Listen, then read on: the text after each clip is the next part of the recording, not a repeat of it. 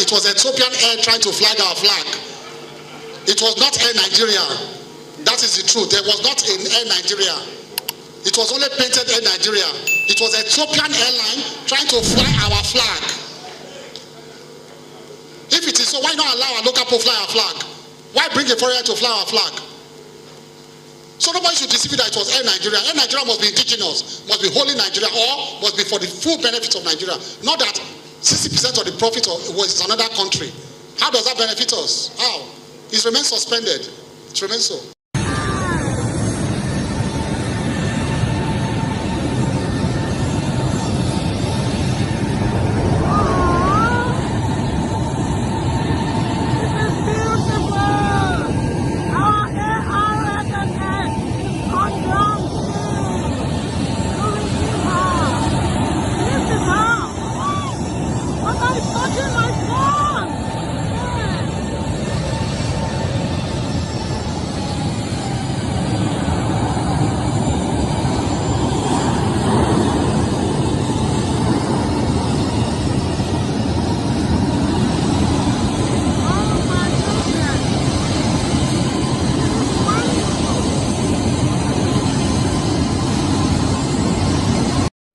Festus Keyamo, the Minister of Aviation and Aerospace Development, says the Nigerian Air project remains suspended.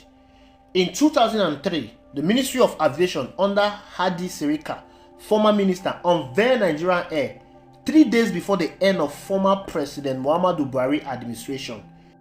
The development had elicited concerns among stakeholders nationwide over the ownership arrangement, which gave Ethiopian Airlines a 49% equity stake. The federal government had a 5% equity, while a consortium of 3 Nigerian investors had 46%. Reacting to the deal in June 2023, the House of Representatives asked the federal government to suspend the operation of Nigerian Air, describing it as a fraud.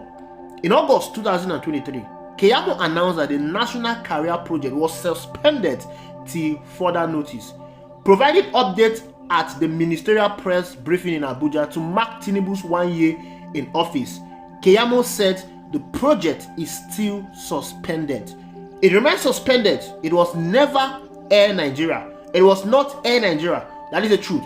It was only painted Air Nigeria. It was Ethiopian Airlines trying to flag our flag, he said. Keyamo said that the ownership structure of the suspended airline is not beneficial to Nigeria. All right, let's clap for them. Welcome to Nigeria. Now, before we continue, let me tell you that the Nigerian Air got $300 million. I want you to take your calculator and calculate it in Nigerian Naira. $300 million has so far been suspended with absolutely nothing to show for it.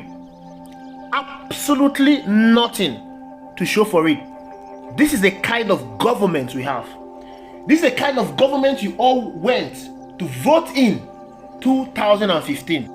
How could any sensible person choose Buhari ahead of Jonathan? Like, it beats my imagination how Nigerians were deceived to believe that President Muhammadu Buhari was the ideal choice for them in 2015. It beats my imagination. It beats my imagination how they saw the policies of Goodluck Jonathan, how they saw the cabinet of Goodluck Jonathan, and they went for President Muhammadu Buhari.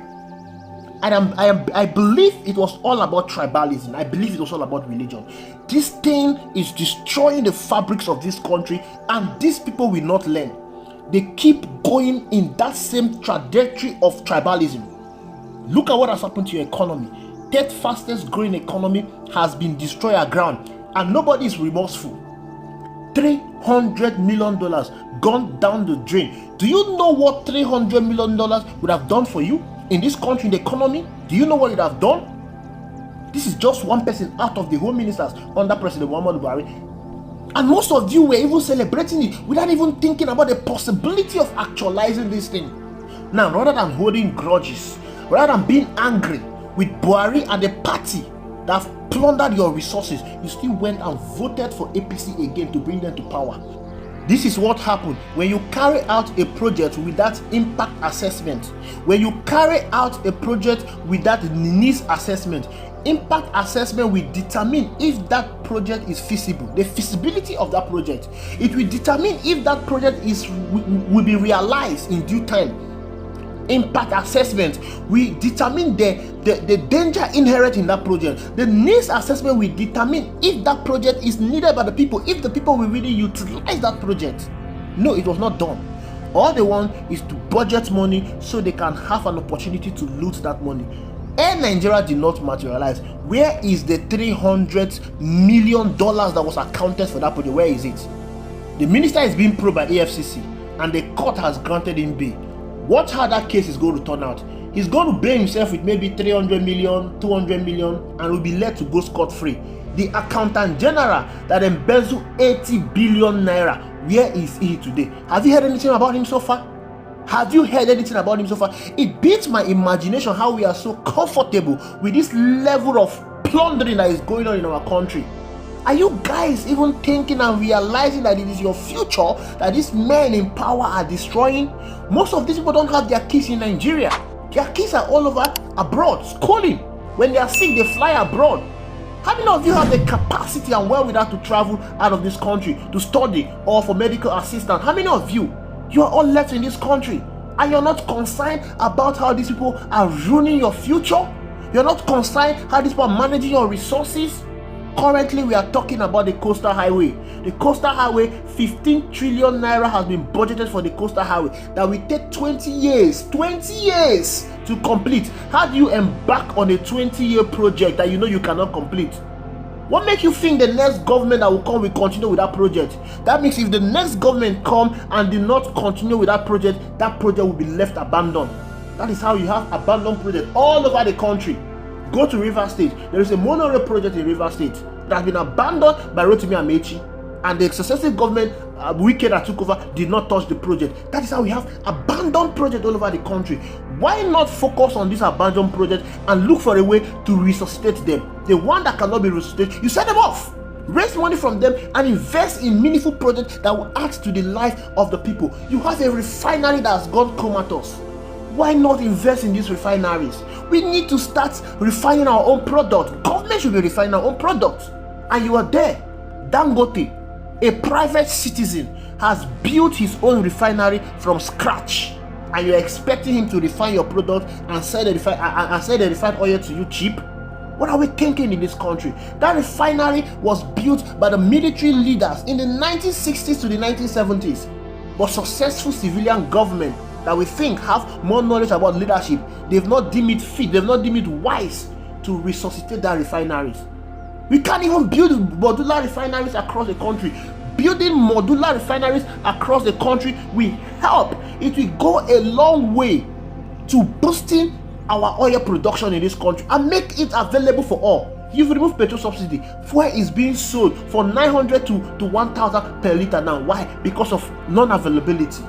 But yet you have monies that are being put into white elephant jobs, white elephant projects that are not feasible in the next 20 years. And Nigerians are silent.